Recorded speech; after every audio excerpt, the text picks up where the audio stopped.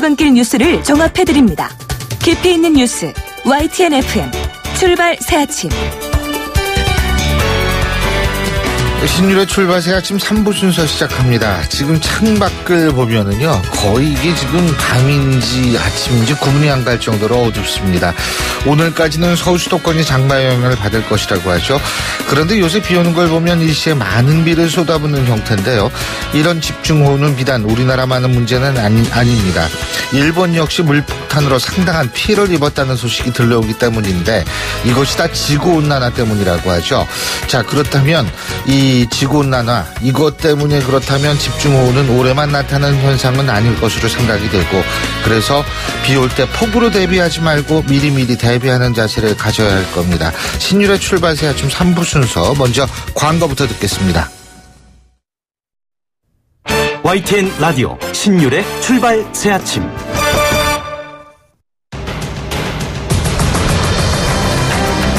매주 월요일 아침 정치권의 복잡한 이슈를 말끔히 정리해드립니다. 출발당 최고위원회의.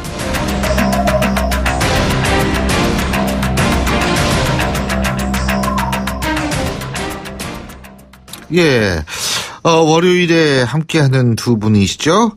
항상 여러분 월요일마다 찾아뵙는 데일리안의 이종근 논설실장 나와 계십니다. 어서 오십시오. 안녕하십니까. 기나긴 장마비지만 마음만은 햇빛이 막 반짝이는 그런 종소리 이종근입니다. 지금 바지가 반이 젖었는데 지금 무슨 햇빛이에요. 제가 좀 아까 다 봤는데.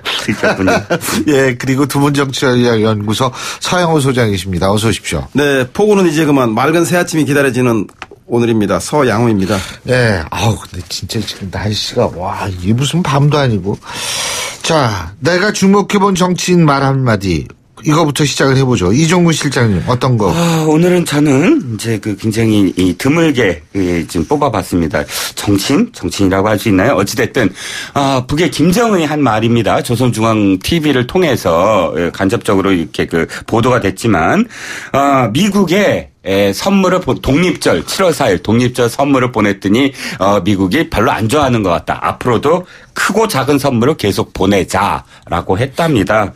일부에서는 김정은이 특히나 이제 박근혜 전 대통령 시절에도 그랬지만 김정은이 굉장히 불안정하고 굉장히 무슨 사이코패스 같다 이렇게 표현하는 그런 언론 보도도 있지만 그러나 그렇지 않다. 굉장히 뚜렷한 어떤 목적을 갖고 있고 종착역이 뚜렷하다. 그것은 바로 핵실험의 종결과 ICBM의 종결이다. 그래서 실질적으로 세계에서 핵 보유국으로 인정받고 싶어 한다라는 거를 우리가 정확하게 인식해야 되지 않나 싶어서 이걸 골라봤습니다. 서영호 소장님은? 네, 역시 북핵 위기 시즌은 시즌인 것 같습니다. 저도. 이 두 분이 짰나? 네. 아마 한반도 안보 위기에 대한 인식이 여야와 진보 보수가 따로 없다는 생각이 들고요. 6.25 이후 최고의 위기이고 위험한 상황이다. 저 거기 동감합니다. 예, 문재인 대통령이 주요 20개국 G20 정상회의 기간에 열린 지스탱 트리도 캐나다 총리와 대담에서 한 말이죠. 최근에 북한이 ICBM 발사에 따라서 한미도 미사일 훈련이라던가 미 전략폭격기 폭탄 투하 연습을 했습니다. 그래서 힘과 힘의 대결을 벌이는 양상에 대한 염두에 둔 발언인 것 같습니다. 다만 문 대통령이 위기 상황을 강조한 것은 작은 군사적 충돌이라 할지라도 전면전을 불러올 것이라는 것을 남북을 비롯해서 주변 4강국이 모두 다 알고 있기 때문이지 않겠습니까?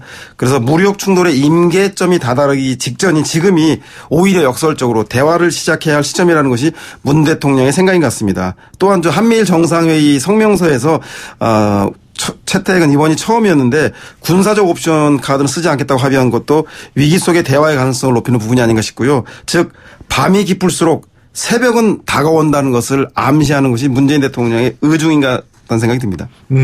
그렇군요. 진짜 지금 하도 북한이 문재인 정부 출범 이후에 예전에는 일주일에 한 번씩 쐈잖아요, 미사일을. 네, 그렇죠. 우리 국민들 중에 무뎌진 분들이 많은데 사실 이번에는 좀 상황이 영 다르다. 이 부분을 제가 좀 말씀을 드리고 싶은데 그래서 이 6.25 이후 최고의 위기 상황이라는 데는 사실 동감을 합니다. 자, 근데 이 G20 정상회담 얘기부터 간단하게 좀 짚고 넘어가죠. 문재인 대통령이 첫 번째 다자 외교 데뷔전인데 자유한국당이나 바른정당은 한미 3국 공동성명 매우 시의적절했다. 중국 러시아와의 긴밀한 소통 주목할 만하다. 이런 긍정적 반응을 내놨는데요. 국민의당만 한중 한일 회담은 현안에 대한 어떤 접전도 찾지 못한 포토제닉력에 불과했다. 4강 외교의 빈약한 성과를 소소한 뒷얘기로 포장했다. 꽉 막힌 국내 정치부터 협치로 전환시켜야 성공적인 외교 동력도 생겨난다. 자, 이렇게 얘기를 하는데 이 부분은 어떻게 보십니까? 그러니까 저기 국민의당의 이 논평에 대한 얘기죠. 예. 국민의당 논평에 대한 지금 국민의당 정말 벼랑 끝에 몰려 있죠. 이 당의 존재가 지금 흔들릴 정도의 어떤 지금 위기 상황입니다. 더군다나 추미애 대표의 그런 발언 등으로 인해서 더욱 이제 이 위기의식을 느끼다가 이준서 전 최고위원 구속영장 청구로 이제 절정에 이르렀습니다. 그런데 한 가지, 정치는 정치고 당은 당이고 또 외교는 외교입니다. 외교 안보와 관련해서 사실은 잘한 게 있다면 잘한 게 인정을 해야 되고, 당의 위기라고 해서 인정하지 아니한 속 좁은 어떤 그런 이 모습을 보인다면 물론 상대방의 협치를 요구하는 거지만 자신들도 협치의 모습을 보여야 되거든요. 그런데 협력의 정치가 아니라 협량의 정치, 속 좁은 어떤 모습을 보이는 것 같아서 사실은 좀 안타깝습니다. 네, 서영훈 소장님. 네, 저도 입은 삐뚤어져도 말은 바로 해야 된다고, 이유미한테 뺨 맞고 대통령한테 화풀이 해서 되겠습니까? 이종근 실장이 말씀하신 대로 잘한 건 잘했다 그러고 문제가 있는 것은 문제가 있다고 얘기해야 되는데, 저는 잘한 거는 국민의당도 이렇게 당당하게 나왔으면 좋았을 것 같아요. 미일 중노와 별개로 개별 정상회담을 통해서 한반도 주변 4강국으로부터 대북 문제에 대한 군사 옵션을 배제하고 평화적으로 북핵을 해결하겠다고 합의한 건 아주 큰 의미가 아니겠습니까? 아울러 북핵 문제 해결을 위한 당사자인 한국이 남북 정상회담 추진 등 주도적 역할에 대해서 미국은 물론이고 중국도 설득하고 동의를 받아낸 점, 이런 것들은 좀 평가해 줘야 한다 생각이 들고요. 다만 국민의당이 이렇게 감정적으로 나올 게 아니라 햇볕 정책 계승 정당답게 사상 초유의 한미일 3국 정상회담이 중국 한미일 정상회담 때문에 우리가 미국 편을 손들어 주니까 비단장수 왕서방 시진핑이 김정은 체제 이후에 공식 석상에 처음으로 북한을 혈맹이라고 부르는 등 아주 불편한 심기를 드러내지 않았습니까? 따라서 한중일 북중러라고 하는 냉전시대 대결 구도로 회귀전진을 보이고 있다. 따라서 한국이 미일과 중로의 균형 외교를 통해서 북한과 중국, 러시아를 분리하려고 했던 그동안의 김대중 노무현 정책 을 계승하지 못하고 운신의 폭을 좀 좁힌 건 아쉽다. 이런 비판을 했다면 정책적으로 합리적일 텐데, 그런 얘기 없이 그냥 전체를 도매금으로 이렇게 불편한 심기를 드러내는 것 좀 온당치 않은 태도가 아닌가 생각합니다. 오늘 좀 이상합니다. 소장님, 우리 맨 처음부터 굉장히 제 얘기가 아니라 국민의당에서 아까부터 그런 낌새를 좀 느꼈어요. 이 두 분이서 무슨 이게 사전에 담합을 그런데 하지 않았나. 사실 확인은 조금 보충해야 될 게, 사상 초유의 한미일 정상회담이 아니고 성명서 채택.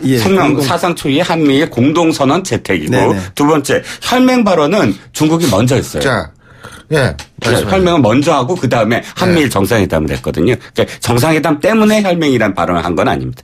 자, 근데 지금 사실 문제를 말씀하셔가지고 그런데, 추미애 대표의 그 머리 자르기 발언, 이거는 사실 추론적 성격이 강하다는 얘기들이 많잖아요. 그렇죠. 예?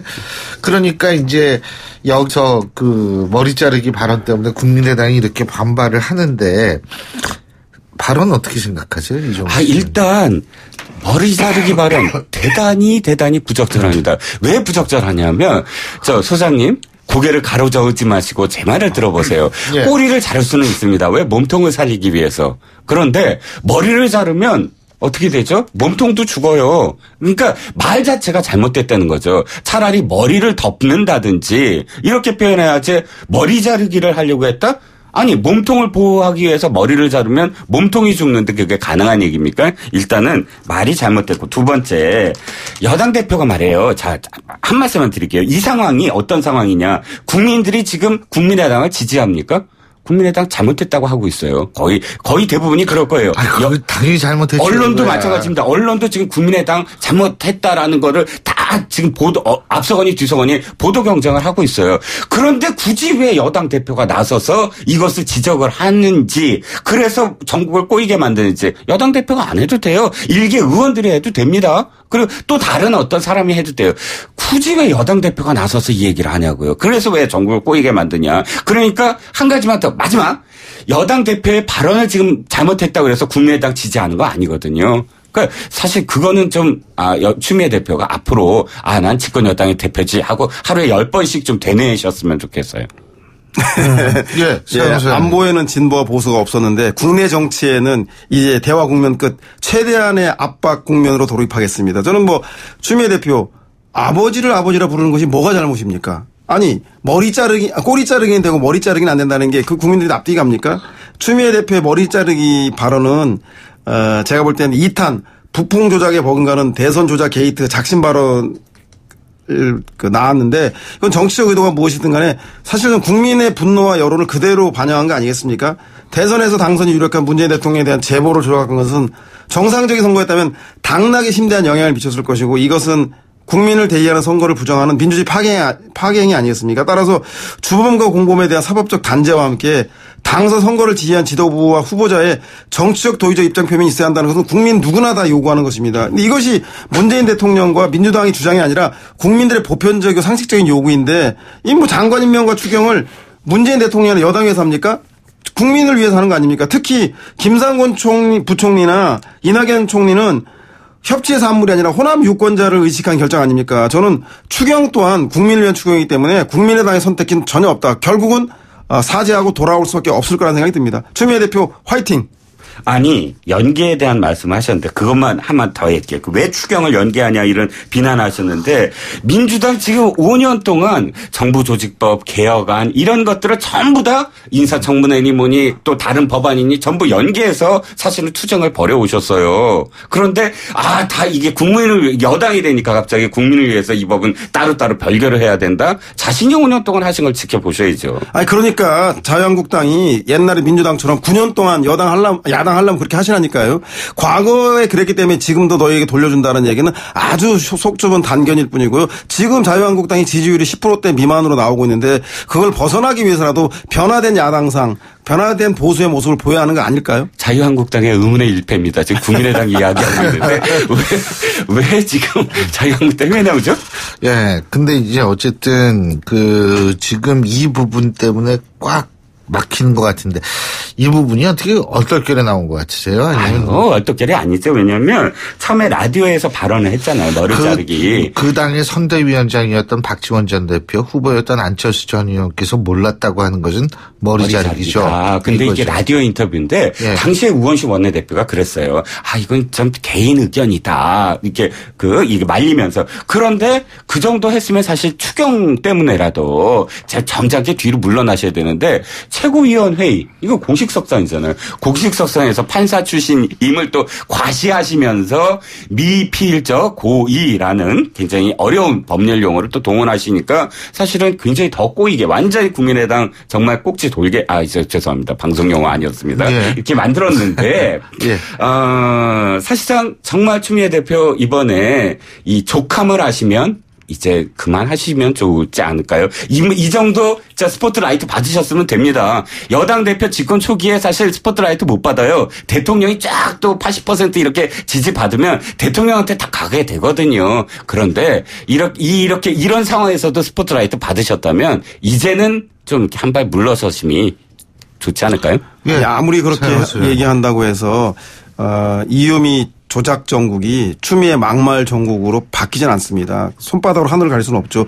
저는 아시겠지만 오늘 아침 언론 보도를 통해서 드러났는데 이준서 전 최고위원이 이유미 씨를 4월 27일 날 국민의당 강사에 불러서 문준용 제보에 대한 녹취를 가져오면 당의 청년위원장이 될 수 있게 해줬다. 그러면 쉽게 비례대표가 될 수도 있다고 결정적 자료를 강하게 요구했다는 거 아니겠습니까? 검찰은 이 부분을 조작에 대한 공모인지 아니면 허위사실 유포에 대한 검증, 즉, 녹취 문제에 대한 충분한 검증을 하지 못한 것 또한 미필적 고의인지에 대해서 심도 있게 조사를 하고 있는데 아마 이번 주에 조사 결과를 밝힐 것 같은데요.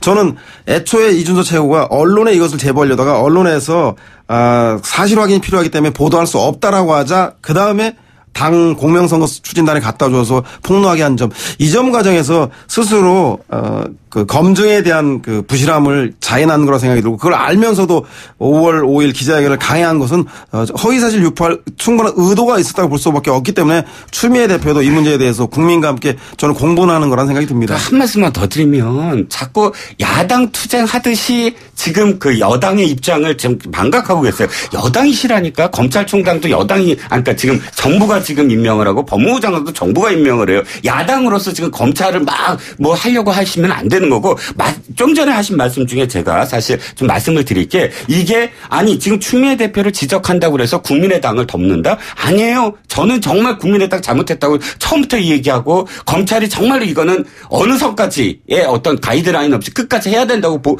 주장했던 사람입니다. 그런데 추미애 대표 지금 적절하지 못했다는 걸 지적하는 거잖아요. 그게 어떻게 이걸 지적하면 이게 덮는 게 되죠? 아니, 그 이종훈 실장님 합리적으로 얘기하는데 실제 국민의당의 태도는 추미애 대표에 대한 사과와 대표적 사퇴, 추경 거부와 그 임시국회 보이콧을 선언하고 있지 않습니까? 그래서 제가 볼 때는 과도한 정치 공세는 본인들의 이유미 조작 사건에 대한 공당의 도의적이고 정치적 책임을 모면하고 추미애 막말 정국으로 이 국면을 호도하기 위한 일종의 물타기로 비치기 때문에 추미애는 추미애인 것이고 추경은 추경인 것이죠. 그리고 이유미는 이유미대로 각각 풀어야 되는 것인데 이것을 혼재시켜서 이 국면에서 벗어나려고 하는 국민의당의 의도에 대해서 저는 말씀드린 거고 국민의당은 이 문제에 대해서 스스로 정치적이고 도의적 책임을 묻는 것이지 사법적 책임에 대해서는 검찰이 알아서 할 거기 때문에 추미애 대표도 사법적 책임을 검찰에 압박하는 것은 저는 아니라는 생각이 듭니다.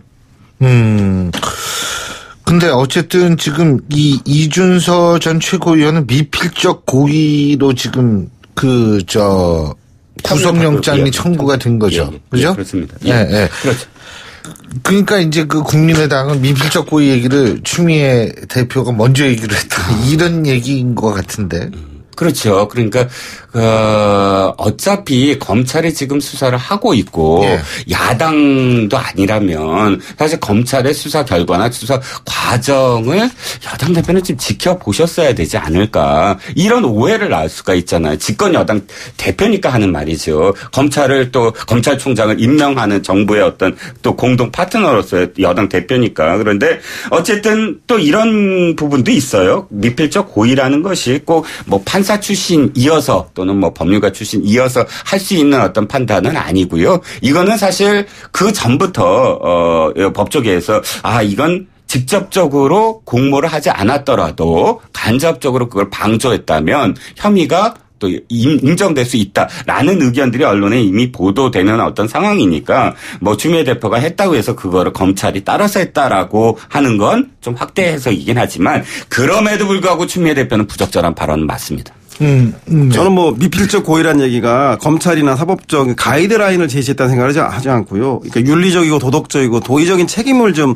공당이 져야 되는데 이것을 이유미 개인에게만 세우는 거에 대해서 정당한 문제제기라는 생각이 들고 다만 먹고 사는 추경도 중요하지만 선거 파괴, 민주주의 파괴 이 행위에 대해서 도저히 묵고할 수 없는 거 아니겠습니까? 그래서 우리가 지난 겨울 촛불을 들고 국정농단에 대해서 박근혜 대통령의 탄핵을 요구하고 나섰던 거고 저는 민주주의 지키는 수호의 과정이기 때문에 추미애 대표로서는 이 문제가 추경 문제만큼 중요한 문제다라고 보고 때문에 일시적으로 그 임시국회가 경색이 되더라도 이 문제는 반드시 짚고 넘어가겠다고 하는 민주주의자로서의 네. 생각이 아니었나 싶습니다. 자, 지금 말이에요. 또 하나는 뭐냐면 이제 송영무 조대엽 후보자에 대한 인사청문 보고서 채택. 이게 아마 내일까지죠. 오늘까지인데. 그러니까 내일 결정을 해야 되는 거 아니겠어요? 오늘까지 이제 재송부해달라. 네, 그렇죠. 그러니까 내일 이제 결정을 할 수 있죠. 보나마나 지금 뭐 국회는 그걸 안 할 테니까 내일부터는 이제 대통령이 내가 뭐 임명하겠다 그러면 그걸 막을 방법은 그렇죠. 없어요. 그런데 이제 일단 지금 가능성은 첫 번째는 송영무 후보자 같은 경우는 아마도 강행할 것 같아요. 예. 왜냐하면 이제 해군 출신이어야 된다라는 것이니까 국방 개혁을 주도하는 것이 해군 출신이어야 된다라는 게 이 정부의 가장 큰 기저인 것 같아요. 그러니까 비육군 출신 그런데 비육군 출신에서 찾다 조금만한 흠결이 있더라도 그래도 송영무 후보자가 해야 된다라는 어떤 결론을 내린 걸로 보여지고요. 예. 다만 이제 조대엽 후보자의 경우 자신의 가장 큰 우군인 노동계에서조차 지금 반발을 하고 있거든요. 예. 그러니까 조대엽 후보자가 왜 그 임금 체불하는 그런 회사에 또 사회이사나 혹은 지분을 갖고 있었다라는 게 밝혀지고 도저히 직무 관련성에 있어서 전문성이 떨어진다라는 평을 정의당 쪽에서도 논평을 내는 어떤 상황이라 만약에 둘 다 강행을 한다면 문 대통령은 아마도 나중에라도 정치적인 어떤 그런 부담 이 또다시 큰 어떤 목으로 돌아올 수밖에 없거든요. 그래서 가능하다면 둘 중에 한 사람 정도를 낙마시키는 그런 카드가 지금 예상되고 있는데 모르죠. 문재인 대통령 어떤 스타일로 보면 두 사람 다 강행할 가능성도 커 보입니다. 예. 서영훈 소장님. 저는 뭐 구독이 무서워 장못담 그랴 대통령의 고유한 임명 권한을 행사할 것 같다는 생각이 듭니다. 그 장관 후보자들 조대엽 송영무 후보자 일부 도덕적 흠결과 부적절한 처신이 문제 있는 거는 사실입니다. 그러나 아시다시피 국방, 노동, 검찰, 교육개혁은 최순실 게이트와 박근혜 대통령 탄핵 이후 일관된 국민들의 요구이고 문재인 정부를 탄생시킨 동력이지 않겠습니까? 따라서 홍준표 대표가 번복하긴 했지만 야당이 대통령 인사를 막을 명분이 없다라고 했던 것처럼 그 이유는 문재인 대통령이 이들 장관과 호흡을 맞춰서 개혁에 전심전력을 다하고 미흡할 시 국회에서 상임위 차원에서 가혹한 견제와 비판을 하는 그런 그 방법을 야당이 취하면 어떨까 하는 제안을 드리고 싶습니다. 예, 잘하겠습니다. 오늘 두 분 말씀 여기까지 듣죠. 고맙습니다. 감사합니다. 네, 감사합니다. 지금까지 데일리안의 이종근 논설실장, 두문정치전략연구소 서영호 소장이었고요. 신율의 출발 새 아침 3부 순서 여기서 줄입니다. 잠시 뒤 4부에서 뵙겠습니다. 날카로운 분석, 내일을 보는 시선, 신율의 출발 새 아침. 신율의 출발 새 아침 4부 순서 먼저 광고부터 듣겠습니다. YTN 라디오 신율의 출발 새 아침.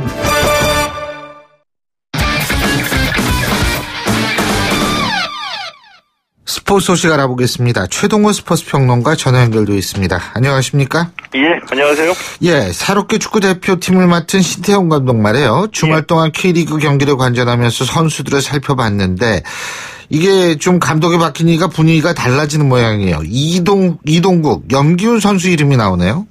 예, 그렇습니다. 이 월드컵 최종 예선전 다음 달에 이란전이 있고 9월에 우즈베키스탄전이 있기 때문에 이 두 경기에 나설 선수들을 뽑는 게 이제 일단 급선무거든요. 네. 자, 그래서 이제 말씀하신 대로 신태용 감독이 지난 토요일에 전북 현대하고 울산 현대 경기 지켜봤고 일요일에는 이 수원 삼성하고 제주 유나이티드의 경기를 이제 관전한 겁니다. 자, 그리고 난 뒤에 이 슈틸리케 감독으로부터 이 외면받았던 이동국, 염기훈 선수도 뽑을 수 있다. 이렇게 말해서 이제 주목을 받은 건데 이동국 선수는 38살이고요. 염기훈 선수는 34살입니다. 이 나이와 관계없이 이 최종 예선 마지막 두 경기를 소화할 수 있는 선수라면은 누구든지 발탁하겠다. 이렇게 밝혔습니다. 나이가 중요한 게 아니죠. 잘하는 게 중요하죠. 예. 근데 어제 경기에서 강원 FC가 이겼죠. 그래서 2위가 됐죠. 예, 그렇습니다. 강원 FC가 어제 이 상주 상무를 2대0으로 이기고 1부 리그 클래식 2위로 올라섰습니다. 왜 이 2위로 올라간 게 이 눈에 띄느냐 하면은 강원이 지난해 2부 리그 챌린지에서 1부 리그로 승격했거든요. 지금까지 챌린지에서 클래식으로 승격한 팀 중에서는 상주 상무가 거둔 6위가 최고 성적이었습니다. 대부분이 다시 다 이 챌린지로 강등을 당했는데 유독 강원 FC가 이 클래식에 올라오고 난 뒤에 2위로 오르면서 빛을 발하고 있고요. 현재 1위 전북 현대하고는 승점 6점 차이인데 전북 현대는 토요일 경기에서 울산 현대를 4대0으로 크게 이겼습니다. 197cm의 장신 공격수 김신욱 선수가 프리킥으로 골을 넣기도 했는데 이 프리킥 차기 전에 김신욱 선수하고 로페즈 선수하고 잠시 좀 실랑이가 있었습니다. 네. 로페즈 선수가 김신욱 선수한테 너 골 못 넣어 내가 찾게 이러니까 김신욱 선수가 내가 넣을 수 있으니까 내가 찬다 이렇게 답했고요. 네. 자, 그럼 10,000원 얘기할까? 좋다 10,000원 얘기하자. 이제 이런 얘기가 오고 간 건데 이 프리킥을 누가 차느냐 이 선수들끼리 굉장히 민감하고 중요한 문제일 수도 있거든요. 네. 중요한 거는 이 신태용 감독이 보기에 또 이 축구 팬들이 보기에 주로 이제 헤딩골을 노리는 197cm 김신욱 선수가 이 발로도 이 골을 넣을 수 있다는 게 이게 좀 중요한 것 같습니다. 프로야구에서는 SK 최정 선수가 30홈런을 기록했는데 그러면은 2년 연속 홈런왕에 도전하고 있다 이렇게 봐야 되는 거죠? 예, 굉장히 좀 앞서가고 있는 거죠. 예. 이 SK 최정 선수가 지난 토요일 롯데전에서 홈런 1개 추가해서 이 시즌 30홈런으로 홈런 1위를 질주를 하고 있습니다. 올 시즌 78경기에서 홈런 30개를 기록한 거거든요. 자, 올해 홈런 페이스가 굉장히 좋습니다. 지금 추세라면은 시즌 홈런 51개가 예상이 되고요. 어제 경기에서는 SK가 롯데를 6대0, NC가 두산을 9대4, 삼성이 넥센을 7대2로 이겼고요. 이 선두 기아는 어제 비가 와서 경기가 취소가 됐는데 이 토요일에 KT를 20대8로 이길 정도로 여전히 막강한 타격을 과시하면서 2위 NC와의 승차를 5경기로 유지하고 있습니다. 예. 그리고 LG 이병규 선수가 어제 한화전에서 은퇴식을 가졌는데 영구 결번 기념식을 치를 때 비가 왔다고 하는데 이 비가 왔음에도 불구하고 LG 팬들 끝까지 자리를 지켰다고 그러죠? 예, 그 의리를 보여줬습니다. 이 LG가 어제 한화에 3대2로 한 점 차 앞선 7회에 이 행운의 강우 콜드승을 거뒀거든요. 경기에 앞서서 이병규 선수 은퇴식 치렀고요. 이 경기 후에 영구 결번 기념식을 가지려고 했는데 비가 많이 쏟아진 겁니다. 난감한 상황이 됐는데 이 대부분의 LG 팬들이 자리를 지키면서 이병규 선수의 마지막 모습을 지켜봤고요. 이 LG에서 영구 결번은 김용수 전 LG 코치에 이어서 이병규 선수가 두 번째입니다. 이병규 선수 지금은 이 야구 해설을 하고 있거든요. 네. 자, 그런데 메이저리그 연수 후에 지도자가 되겠다 이런 계획을 밝히기도 했습니다. 네, 좋은 지도자가 좀 됐으면 좋겠습니다. 예. 자, 메이저리그에서는 오승환 선수가 2경기 연속 세이브를 기록했네요. 예, 이 세인트루이스의 오승환 선수가 어제 뉴욕 매치전에서 이 4대1로 앞선 9회 등판했고요. 1이닝 무실점으로 시즌 18번째 세이브를 기록을 했습니다. 이 2경기 연속 세이브입니다. 오늘도 세인트루이스가 뉴욕 매치를 6대0으로 이겼는데 오늘은 등판하지 않았고요. 이 샌프란시스코 황재균 선수 오늘 마이애미전에서 3타수 무안타로 부진해서 시즌 타율이 1할 9푼 4리로 떨어졌습니다. 이 텍사스의 추신수 선수도 오늘 LA 에인절스전에서 출전했는데 이 4타수 무안타로 전반기를 타율 2할 5푼으로 마감했습니다. 예, 오늘 소식 여기까지 듣겠습니다. 고맙습니다. 예, 고맙습니다. 예, 지금까지 최동원 스포츠평론가였습니다.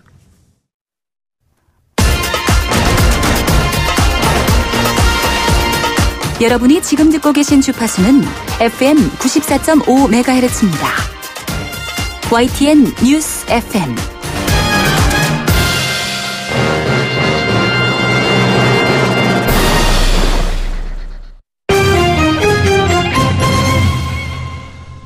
경제 뉴스 알아보겠습니다. 한국경제신문의 정인설 기자 전화 연결하겠습니다. 안녕하십니까? 안녕하세요. 예, 더불어민주당이 삼성전자를 극찬했다. 이 얘기부터 해볼까요?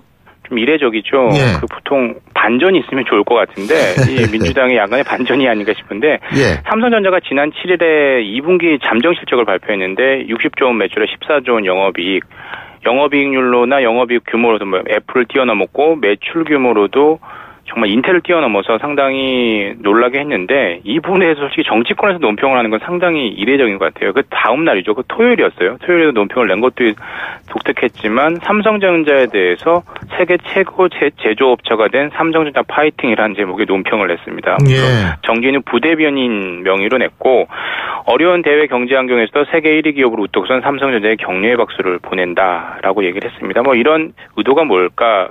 이런저런 얘기가 나오겠죠. 이제 문재인 대통령이 오늘 귀국했지만 이제 앞으로 이제 내치를 해야 되는데 이 부분에서도 친기업 행보를 좀 할 것이다. 다들 잔뜩 얼어붙어 있는 건 눈치를 보고 있는 건 사실이거든요. 이 부분에 대해서 재개를 향해서 투자 확대, 일자리 창출 당연히 얘기를 해야 되니까 그 부분에 있어서 뭔가 좀 액션을 취한 것 아니냐 이런 분석이 나옵니다. 예, 그렇군요. 그 칭찬 얘기가 나왔으니까 그 자유한국당 또 문재인 대통령의 국익 외교 칭찬하지 않았습니까? 그죠? 청문회 맞습니다. 청문회 하면 항상 앞에 수식어 붙잖아요. 내로남불이라고. 근데 이 외교 부분도 사실 내로남불 외교가 될 수 있어요. 나는 내가 하면 잘하는데 남들이 하면 별로다라고 얘기를 할 수 있는데 자유한국당이 문재인 대통령의 주요 20개국 G20 정상회의에 대한 그 외교 성과에 대해서 어제 환영하고 지지한다라고 밝혔습니다. 한미일 3국 정상, 한미일 특히 한미 동맹의 어떤 그 중요성 그걸 다시 한번 확인을 했고 뭐 일설에서는 왕따 회의였다라고 하잖아요. G19와 미국과 따로 있었는데 그 왕따된 도널드 트럼프 대통령이 손을 맞잡은 사람이 바로 문재인 대통령이었으니까 그게 상당 모든 뭐 조간 신문에 일면 사진에 실렸던데요. 이런 부분에 대해서 공조체를 굳건히 한 건 매우 시의적절하고 올바른 방향이다 이렇게 논평을 했고요. 이제 뭐 진영 논리를 좀 떠날 필요가 있는데 이 외교 부분 그럼요. 외교는 특히 그래야죠. 맞습니다. 외교와 국익 부분에 있어서는 그런 문화가 자리 잡아야 하는 거 아니냐 해서 긍정적인 반응들이 있는 것 같습니다. 예. 자, 그리고요, 지금 원전 얘기 좀 해봐야 될 것 같은데, 지금 일부 원자력 발전소 건설을 중단하려는 정부 정책에 대해서 원전 시공사들이 반발하고 있다, 이런 소식이 있죠? 당연히 흔쾌히 받아들이기 힘들겠죠. 이제 신고리 원전 5, 6호기 3개월간 일시 중단하고 공론화위원회에서 제기할지 말지를 결정하기로 했는데 이제 그 부분에 대해서 항상 뭐든지 만나고 헤어질 때 특히 헤어질 때 그 과정이 중요한데 이 과정 자체가 마음에 안 든다 이런 느낌이 드는 것 같아요. 이게 뭐냐면 산업통상자원부가 이 시공업체들 계속 돈을 들여서 공사를 하고 있었을 거 아니에요. 예. 공정률이 뭐 몇십 번 됐으니까.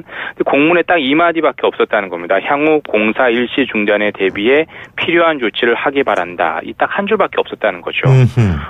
왜 그만둬야 되고 공사 중단된 피해는 어떻게 보전해주고 향후 대책은 뭔지에 대해서는 좀 구체적으로 줬으면 가만히 좀 지켜보고 있을 텐데 아무런 내용이 없었다는 거죠. 그래서 이게 전체적으로 공사를 추진해가는 것이 뭐 한국수력 원자력 발전이니까 원전 운영사잖아요. 이 원전 한국수력 원자력 한수원이죠. 한수원을 상대로 그 계획을 알려달라는 질의 공문을 발송을 한 거죠. 예. 그러니까 일시 공사 중단을 어떻게 할 것인가 한수원도 상당히 고민입니다. 나중에 배임으로까지 연결이 될 수가 있잖아요. 왜냐하면 이제 3개월 공사 중단되면 그 보전 비용이 1,000억 원 정도 되고 완전히 이제 셧다운 중단할 경우에는 2조 6천억 원 매몰 비용까지 해서 2조 6천억 가량 드는데 이 부분에 대해서는 어떻게 할지 그 부분에 대해서는 좀 명확하게 좀 설명을 해달라라는 게 이번에 이제 신고리 5, 6호기 컨소시엄인 삼성물산, 뭐 두산중공업, 하나건설의 주장인데 앞으로 이제 탈 원전 하기로 했는데 이런 문제가 계속 불거질 거거든요. 이 부분에 대해서 정부의 대책이 있어야 될 것으로 보입니다. 예. 자, 그리고요, 부동산 얘기 좀 해봐야 될 것 같은데, 이게 5월 19일이었나요? 정부가 부동산 6월 대책 19일이었죠, 지난달에. 6월 19일 참. 예. 6월 19일 날 정부가 부동산 대책을 발표를 했는데 이때만 하더라도 서울 아파트 가격이 조금 좀 주춤하다가 근데 요새는 발표 전으로 돌아갔다 그러네요. 다시 오르는 모양이에요. 예? 맞습니다. 이제 항상 규제 부동산 대책이 있으면 풍선 효과 나오고요. 그 풍선 효과 다음에 원상복구했다 기사가 언제 나오냐가 되게 중요한데 그래서 그걸로 해서 대책의 어떤 실효성을 따지거든요. 근데 지금 한 달도 안 됐는데 벌써 다시 원상복구가 됐다라면 이 대책에 어느 정도 약효가 있었다, 약발이 있었다라고 볼 수 있는데 아마 지금 국토교통부든 건설교통부든 아니면 청와대에서든 다 뭐 앞으로 이제 8월달에 가계부채 대책을 내놓기로 했잖아요. 이걸 보고 더 센 대책을 내놓을 수도 있을 것 같아요. 한 부동산 정보업체 그 자료를 보면 7월 첫째 주 서울 아파트 가격이 0.2% 올랐는데 0.2%는 수치로 아무것도 아닙니다. 하지만 실제로 부동산 중에서 현장에 가면 호가라는 건 엄청 뛰어 있거든요. 그렇기 때문에 6월 첫째 주에 계속해서 상승폭이 둔화됐었어요. 6월 말 대책을 발표한다고 했으니까 19일 날에. 근데 그러다가 다시 2주 만에 상승폭이 전주에 비해서 좀 더 커졌다는 거죠. 서울 아파트 가격 같은 경우. 이 부분을 좀 약간 염두에 보면 실제 현장에 가보면 대책의 약발이 이제는 좀 그동안 숨고르기하고 눈치 보기 하다가 이제 다시 뭐 크게 영향이 없겠네라고 해서 이미 신규 청약 시장에는 사람들이 많이 몰려들었고 강남이나 재건축 시장에서도 이제 눈치 보기가 좀 이제 그만두는 것 아니냐 이런 분석이 있는 거죠. 그렇군요. 이른바 그 갑의 불공정 거래 행위의 시정을 요구하는 분쟁 조정 신청이 늘고 있다고 하는데 이게 무슨 얘기예요? 보통 프랜차이즈 업체나 이제 프랜차이즈 가맹본부가 있잖아요. 가맹점주가 있고 가맹본부나 그리고 대기업의 불공정 거래에 이제 피해를 본 사업자 이런 가맹점주나 뭐 중소기업이나 이런 거래업체 협력사들일 텐데 공정위 산하기관의 조정원에 분쟁 조정을 신청할 수 있습니다. 이게 보통 이제 양측의 합의를 통해서 신속하게 피해 구제를 하기 때문에 좀 빨라서 되게 많이 몰리고 있는데 이 조정원의 분쟁 조정 신청이 계속 늘고 있다는 거죠. 올해 상반기만 봐도 이 분쟁 조정 건수가 1377건으로 작년 상반기보다 19%, 20% 가까이 늘었다라는 거죠. 주로 어떤 요구가 있나요?